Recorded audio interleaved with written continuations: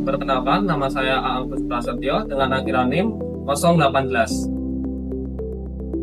Perkenalkan, nama saya Baris Gantiransyah dengan akhiran NIM 042. Perkenalkan, nama saya Genjoni Prakoso dengan akhiran NIM 058. Perkenalkan, saya Audrey Tenida Bagiovani dengan NIM terakhir 066.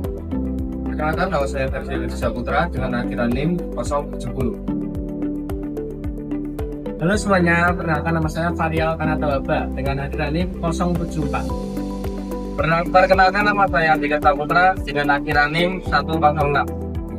Halo semuanya, dalam video kali ini kami akan menjelaskan tentang hukum administrasi negara. Hukum administrasi negara adalah cabang ilmu hukum yang mengatur bagaimana pemerintah menjalankan tugas-tugasnya, mulai dari pengambilan keputusan sampai pelayanan publik. Tujuannya adalah untuk memastikan pemerintah bertindak sesuai dengan hukum dan tidak sembarangan dalam. Setelah memahami pengertiannya, sekarang kita masuk ke bagian ruang lingkup hukum administrasi negara yang mencakup seluruh aktivitas pemerintah dalam menjalankan fungsi administrasi. Misalnya peraturan, izin, pelayanan publik, pengawasan, serta hubungan antara pemerintah dengan warga masyarakat. Intinya, ruang lingkup hukum administrasi negara mengikuti semua tindakan pemerintah yang bersifat mengatur dan memberikan keputusan administratif. Selanjutnya, untuk mengetahui pemerintah tidak berada kepada masyarakat, ada asas-asas penting dalam hukum administrasi negara.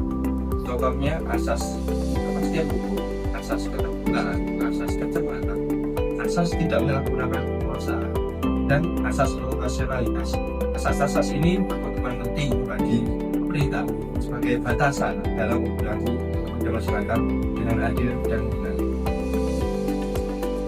Setelah membahasnya, kita balik ke sumber hukum administrasi negara yang berasal dari berbagai sumber aturan yang mengikat pemerintah. Sumbernya adalah Undang-Undang 1945, Undang-Undang Peraturan Pemerintah, Peraturan Presiden, dan juga Peraturan Menteri. Selain juga dari putusan pengadilan, kebiasaan administrasi, dan doktrin para ahli. Dengan sumber hukum tersebut, pemerintah diberikan wewenang untuk bertindak. Dalam hal, wewenang adalah dasar hukum yang memberi pemerintah hak untuk bertindak. Pemerintah hanya boleh bertindak jika ada wewenang yang jelas.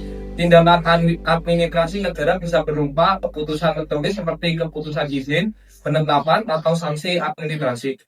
Ada juga tindakan faktual seperti pelayanan yang langsung kepada masyarakat.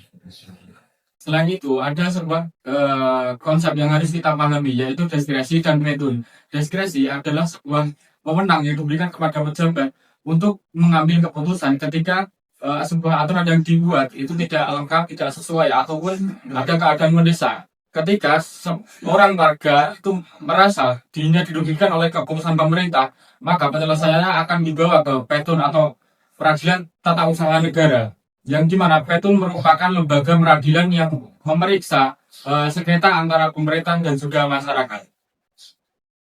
Untuk memperjelas pemaparan materi kali ini, contoh dari hukum administrasi negara itu misalnya seperti kasus penolakan izin tanpa adanya alasan yang jelas. Warga yang merasa dirugikan dapat mengajukan gugatan ke PT UN. Agar apa? Tentunya agar keputusan tersebut nantinya dapat diperiksa oleh hakim.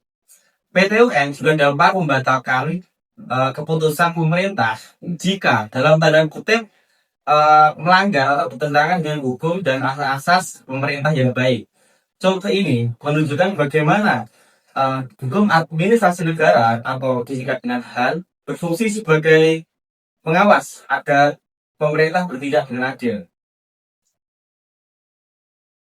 Sekian dari kelompok kami, terima kasih. Wassalamualaikum warahmatullahi wabarakatuh.